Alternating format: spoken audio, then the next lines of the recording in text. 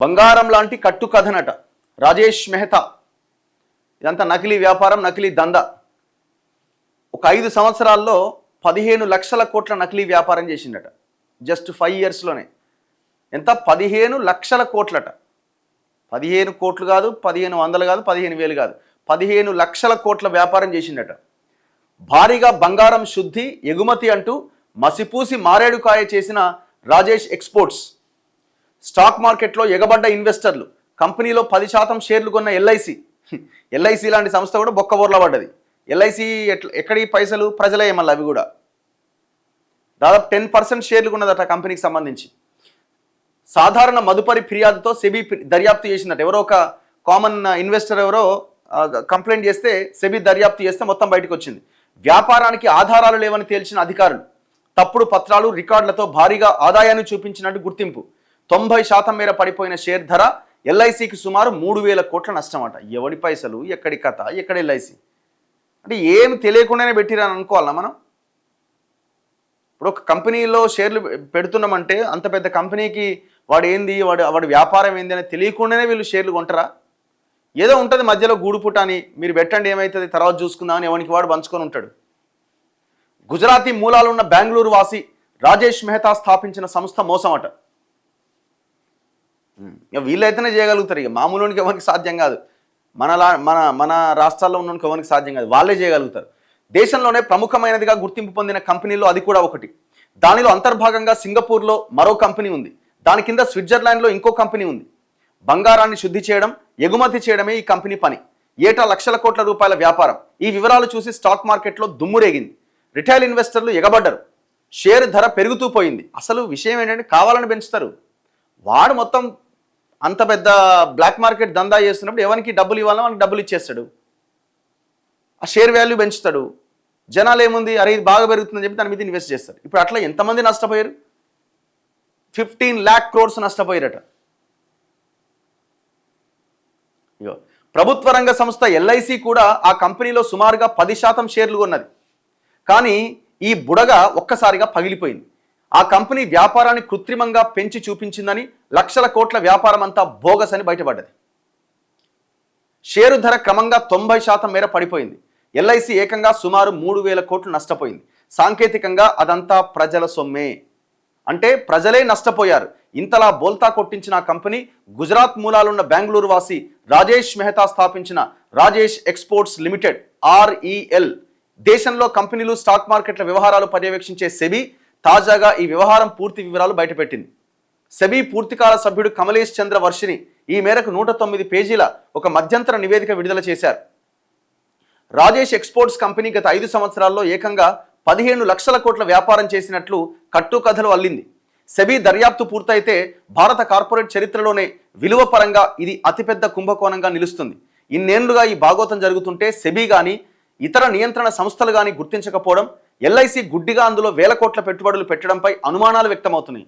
ఈ అనుమానం లేదు, ఏం లేదు, మొత్తం దొంగలంతా ఒక దగ్గర కలిసి మొత్తం అన్ని పైసలు లేపేసారు. ఎంత ఘోరం అసలు ఇది! ఎల్ఐసి ఏడ ఇన్వెస్ట్ చేయాలనో తెలియదా? ఎప్పుడు ఎవరి సొమ్ము 3,000 కోట్లు నష్టం అంటే ఎవరి మీద తీస్తారు దాన్ని? మళ్ళీ ఏ పాలసీల్లోనో ఏ దేంట్లోనో దాంట్లోనో దాన్ని కోత విధిస్తారో ఇంకేదైనా చేస్తారు.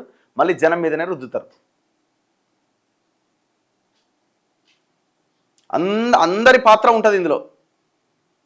ఎట్లా దొరికిందట? బెంగళూరు కేంద్రంగా పనిచేసే రాజేష్ ఎక్స్పోర్ట్స్ లిమిటెడ్ సంస్థ బంగారం శుద్ధి, ఎగుమతుల వ్యాపారం చేస్తూ ఉంటుందట. 2020-21 ఆర్థిక సంవత్సరం నుంచి 2024-25 మధ్య ఏటా 2.5 లక్షల కోట్ల రూపాయలకు పైగా మొత్తంగా 15 లక్షల కోట్ల ఆదాయం సమకూరినట్టు ఆ సంస్థ లెక్కలు చూపింది. అందులో సుమారు 98% ఆదాయం విదేశాల్లోని తమ అనుబంధ సంస్థల ద్వారా వచ్చింది అని తెలిపిందట. సెబీ ఇతర రెగ్యులేటరీ సంస్థలకు, ఇన్వెస్టర్లు, షేర్ హోల్డర్లకు ఆ వివరాలు అందజేసిందట. కంపెనీ షేర్లు ఉన్న ఒక సాధారణ ఇన్వెస్టర్ ఆ వివరాలు పరిశీలించి 29 కోట్ల వాణిజ్య బకాయిలు 2 ఏళ్ల నుంచి పెండింగ్లో చూపించడంపై అనుమానంతో 2024 మార్చి 11వ తేదీన సెబీకి ఈమెయిల్ ద్వారా కంప్లైంట్ చేసిందట. దీంతో రంగంలోకి దిగిన సెబీ అదే ఏడాది అక్టోబర్ 23న ఒక దర్యాప్తు బృందాన్ని నియమించింది. ఆదాయం లెక్కల్లో అవకతవకలు కనిపిస్తున్నాయని దర్యాప్తు బృందం చెప్పడంతో 2024 డిసెంబర్ 3వ తేదీన BDO ఇండియా అనే ఫోరెన్సిక్ ఆడిటింగ్ సంస్థకు విచారణ బాధ్యతను అప్పగించింది. ఈ విచారణను అడ్డుకునేందుకు రాజేష్ ఎక్స్పోర్ట్స్ అనే సంస్థ చెయ్యని ప్రయత్నం లేదు. స్విట్జర్లాండ్లోని తమ అనుబంధ కంపెనీ వల్కాంబి వ్యాపారం వివరాలను అక్కడి చట్టాల ప్రకారం వెల్లడించడానికి వీల్లేదంటూ సహాయ నిరాకరణ చేసిందట. ఇప్పుడు అలాంటప్పుడు ఏం చేయాలా? భారతదేశంలో ఉన్న ఈ ప్రభుత్వాలు 2024 మార్చ్ ఆ రోజున కంప్లైంట్ ఇస్తే ఇవాళ ఏడున్న మనం 2026లో ఉన్నాం. అంటే 2 సంవత్సరాల పైన ఆ 2 కంప్లైంట్ ఇచ్చిన తర్వాత కూడా ఎంతోమంది షేర్లు కొని ఉంటారు కదా. కొంత త్వరితగతిన ప్రభుత్వం ఇన్వాల్వ్ అయ్యి ఆ విచారణ ఆ రోజుకే చేసి ఉంటే ఇంకెంతోమంది ఇన్వెస్ట్ చేయకుండా ఆపేవాళ్ళం కదా. అంటే పగడ్బందీగా చేసింది మొత్తం. రాజేష్ ఎక్స్పోర్ట్స్ యాజమాన్యం భారతదేశంలోని రాజేష్ ఎక్స్పోర్ట్స్ లిమిటెడ్కు అనుబంధంగా సింగపూర్లో ఆర్ఈఎల్ సింగపూర్ ప్రైవేట్ లిమిటెడ్ అనే ఒక సంస్థను ఏర్పాటు చేసింది. దానికి ఎలాంటి ఆదాయము లేదు, ఏ కార్యకలాపాలు లేవు. ఈ సంస్థకు అనుబంధంగా స్విట్జర్లాండ్లో గ్లోబల్ గోల్డ్ రిఫైనరీస్ అనే కంపెనీ ఏర్పాటు చేసింది. ఇది కూడా నేరుగా ఎలాంటి కార్యకలాపాలు నిర్వహించదు. కాకపోతే జీజీఆర్ పేరిట స్విట్జర్లాండ్కు చెందిన పల్కాంబి రిఫైనరీ సంస్థను కొనుగోలు చేసి నిర్వహిస్తున్నారు. రాజేష్ ఎక్స్పోర్ట్స్ అనే ప్రధాన సంస్థ భారత్లో కాస్త కార్యకలాపాలు నిర్వహిస్తుంటే ఆదాయం వచ్చే ప్రధాన అనుబంధ సంస్థ వల్కాంబి ఒక్కటే.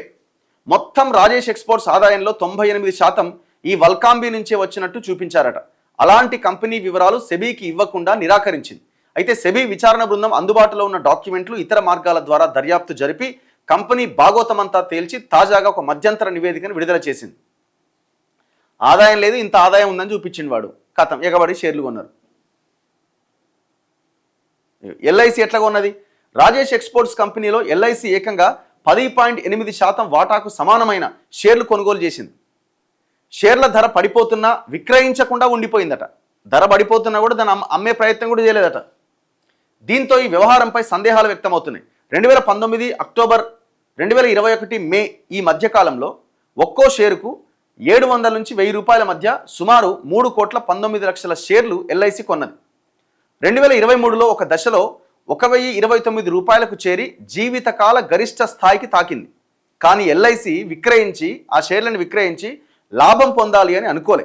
మరోవైపు 2019లో 1,861 కోట్లుగా ఉన్న రాజేష్ ఎక్స్పోర్ట్స్ నిర్వహణ లాభం ఏటేటా తగ్గిపోతూ వచ్చింది. 2025 నాటికి 285 కోట్లకు పడిపోయింది. పైగా ఆ సంస్థ లక్షల కోట్ల వ్యాపారం చేస్తున్నట్టు చూపినా అందులో మిగిలే లాభం 0.1% కంటే తక్కువే. అంటే ₹1,00,00,000 వ్యాపారంలో 10,000 కంటే తక్కువే. దీంతో మ్యూచువల్ ఫండ్ సంస్థలు కానీ పెద్ద పెద్ద పెట్టుబడిదారులు కానీ రాజేష్ ఎక్స్పోర్ట్ సంస్థ షేర్లు కొనలేదు. కానీ కొనుగోలు చేసే కంపెనీల షేర్ల ఎంపిక కోసం పటిష్టమైన పరిశోధనా బృందం ఉందని చెప్పుకునే ఎల్ఐసి మాత్రం వేల కోట్ల రూపాయల షేర్లు కొన్నది. 2023 అక్టోబర్లో రాజేష్ ఎక్స్పోర్ట్స్ షేర్ ధర గరిష్టంగా 1,029 రూపాయలకు చేరుకున్నది. అప్పుడు కంపెనీ మార్కెట్ విలువ 30,000 కోట్లు. ఇప్పుడు ఆ షేరు 103 రూపాయలకు పడిపోయింది. కంపెనీ విలువ 3,070 రూపాయలకు పడిపోయింది. ఎల్ఐసి వద్ద ఉన్న ఈ కంపెనీ షేర్ల విలువ 3,280 కోట్ల నుంచి 330 కోట్లకు తగ్గిపోయింది. అంటే దాదాపు 3,000 కోట్లు నష్టపోయింది. ఎవడు కొన్నది? ఎల్ఐసి ఎందుకు కొన్నది? తగ్గుతున్నా ఎందుకు అమ్ముకునే ప్రయత్నం చేయలే? మళ్ళీ దాన్ని ఏదో సంథింగ్ జరిగి ఉంటుంది, మొత్తానికి జనం సొమ్మును ఆగం చేసి పడేసారు. ఎవరో దొంగలంతా, ఎవరో లీడర్లు, అంత వ్యవస్థ అంత ఉంటుంది ఇందులో.